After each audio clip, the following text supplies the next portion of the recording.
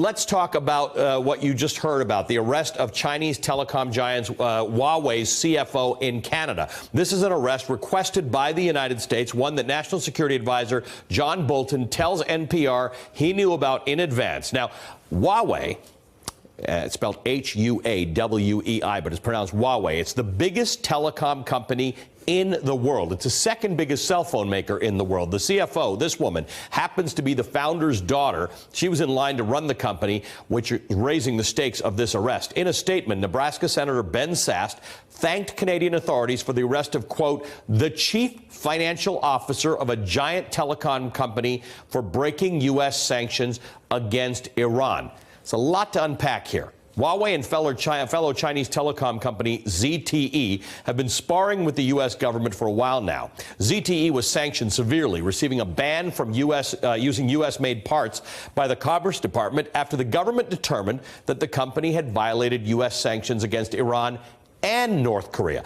But let me talk about Huawei now and why it is so controversial. The company was founded in China 3 decades ago. It worked in phone switches, and then it moved into communications infrastructure. Now, as cell phone use boomed in the 2000s, Huawei moved to capture market share by offering cheaper versions of popular cell phones and then later smartphones. You could pick up a Huawei Android phone for about $100 back in 2012. It positioned the company as a low-cost option for the most popular mobile operating system on Earth. Remember, while Americans use a lot of Apples, the world uses Android operating system phones. The company began 2018 with plans to expand its U.S. footprint by partnering with American carrier AT&T. But this plan was abandoned after some serious pushback from the U.S. government because of security concerns, highlighted by a February Senate hearing where 6 intelligence chiefs warned against using Huawei phones. The directors of the FBI, the CIA,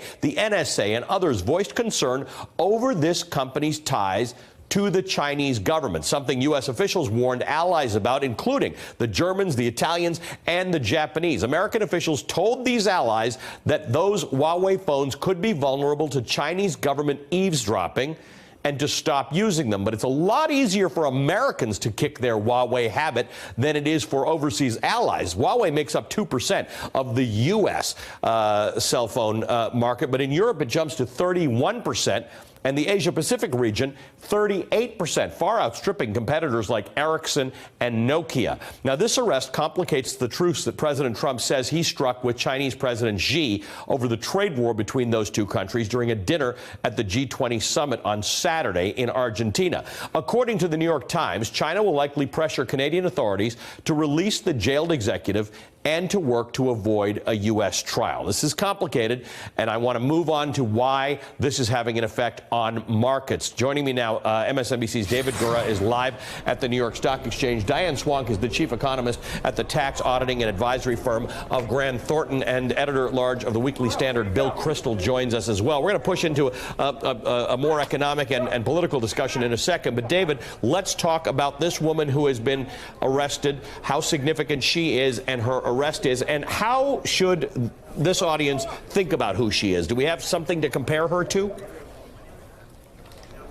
Yeah, I mean, this is hugely significant here. As you mentioned, Ali, she's the daughter of the founder of the company. She's also the deputy chairman of the company. She was, by all accounts, the heiress apparent to lead this company when her father steps down. She travels frequently out of China, around the world, evangelizing on behalf of Huawei.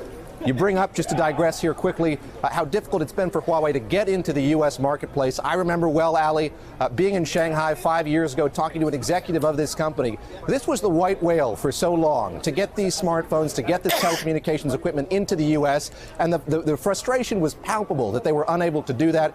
Certainly that's only built over these last few years. Is there an analog? I was thinking maybe Ivanka Trump, the daughter of Donald Trump, being the daughter and also heiress apparent to a big company, could be one like this. I saw a great analog in an investor note from Don Stratzheim, who's with Evercore ISI, one of the best China watchers on the street. He drew this analogy. If a U.S. tech executive were to travel to Thailand today, if he were to be arrested there and extradited to China, that would be a useful, maybe a perfect analog to what we've seen here. What should investors think? Perhaps that a lot of the good faith that the president has talked about, he has stressed over and over again, Ali, how important that personal relationship is. He says he's developed with President Xi is to these trade talks, to U.S.-China relations. Certainly this, the arrest at the behest of the U.S. and Canada of this tech executive stands to jeopardize all of that, Ali. All right, David Gura, thank you. David Gura for us at the New York Stock Exchange. Diane, we've seen interest rates going up as expected. We've seen the president frustrated by that. That would typically cause markets to level off a little bit. We've got fears of this continuing scorched earth trade policy with China, and we're 10 years into an expansion. What's going on here, and how should my viewers think about these very volatile markets? Well, I think one of the problems we have is the dissonance that came out of the G20. There was an initial sense that maybe we would make some progress, although I was skeptical with China in a 90-day period to cure 20 years of problems. But there was some hope there. The dissonance that came out of both the U.S. and China, and then within the White House itself, about what was agreed to and what was not agreed to. And this just adds more dissonance, more noise for financial markets, and concerns about what is the relationship between China and the U.S., these two powerhouses, look like going forward, and what does it mean for the global economy? And I think that's the end game. Is China is the second largest economy in the world. The people who are negotiating trade right now are really focused on a 1980s world when Japan was isolated, but it didn't have the spillover effects and connectivity, the tentacles into the rest of the world economy that we see in China. But that's the world has changed there. In the 1980s, absolutely, trade was 20% of the global economy, maybe, and now it's 60% of the global economy. And the global supply chains are just hard to disentangle. And what we've seen is this has caused many more problems than they anticipated. And the costs of the tariffs themselves are only one aspect of what this means for the global economy. It is threatening a recession down the road. And as you said, we're already a bit long in the tooth. I do think, the recession is still not till 2020. I think we're going to get a good employment number on Friday. That said, we now have a situation where the straws on the back of the camel's back are piling up. And it's very hard to choose which one will break the camel's back. We do have a choice, though, in policy to alleviate some of that burden. Interesting pivot there. I want to bring Bill Kristol into our wonky conversation about the economy, Bill. Two things. First of all, we have an increase in the trade deficit, the difference between what we import and what we export. That is something that this president and the last president and the president before him wanted to change. Only Donald Trump has had the wrong effect on the trade deficit. And then there's the other deficit, the one that leads to debts.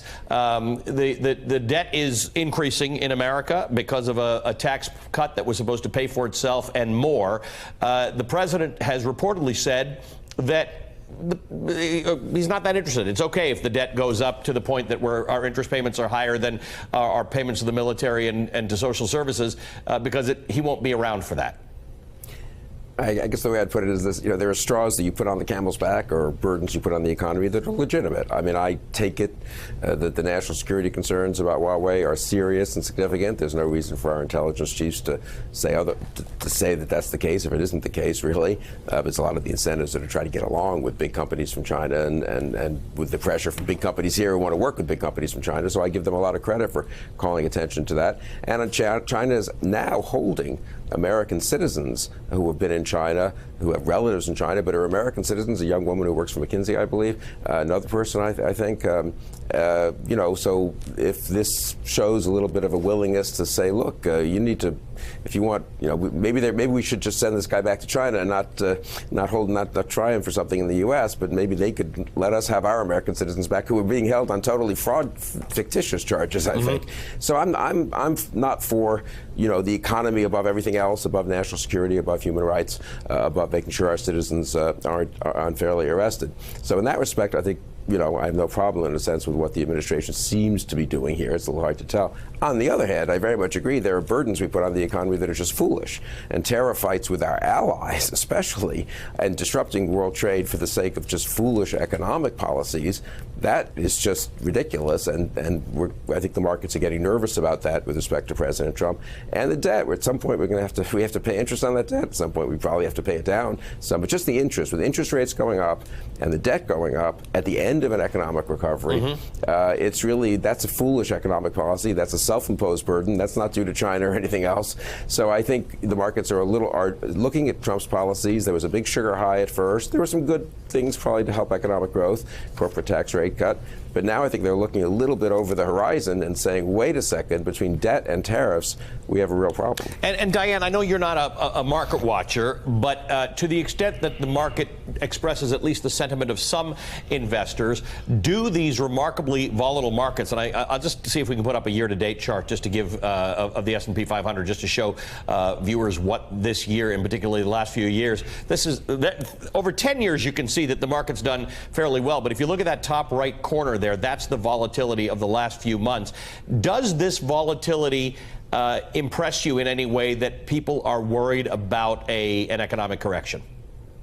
Absolutely. And I think I agree with Bill on a lot of those points that he made. I mean, China has violated a lot of rules, and we need to have China play by the world rules. And we would have a chance of doing that with our allies who are willing to work with us to discipline China and use the peer pressure of the world to do that. And I do think you have to call out China when they violate those rules. That said, as Bill pointed out, we have now penalized our closest allies. We've now got a tentative trade agreement. It is tentative. It needs to be ratified by Congress with Mexico and Canada, yet we've not lifted tariffs yet. The actions of this administration are speaking much louder than their words are. Not zero tariffs. They want tariffs. They want to curb imports. They want to change the world in a way that can't be changed to get the end game they want from it. In the interim, it is hurting the U.S. economy. So I think that's really important to understand the whole spectrum of things that we're seeing. And the markets are now taking that in and saying, listen, these are competitive policies. Bill mentioned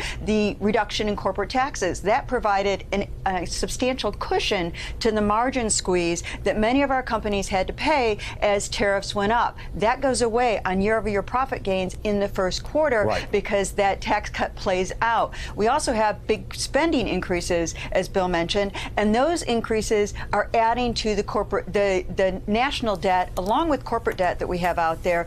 All of that has interest expense, and the interest expense is going up. And these are all things we need to deal with. I'm just going to ask my control room if they've got the interest rate chart for the last, I think, about 20 years. And one of the things that's important is when you're raising debt at times when your interest rates are low, that's one thing. But now we've got increasing interest rates and increasing debt. You can see that at the bottom right corner of the screen. Since about the end of 2015, we've started to see those rates go up. So now debt becomes a more expensive and more serious matter. Hey, MSNBC fans, thanks for checking out our YouTube channel. Subscribe by clicking on that button down there and click on any of the videos here to watch the latest interviews and highlights. You can get more MSNBC for free every day with our newsletters. Just visit msnbc.com/newsletters to sign up now.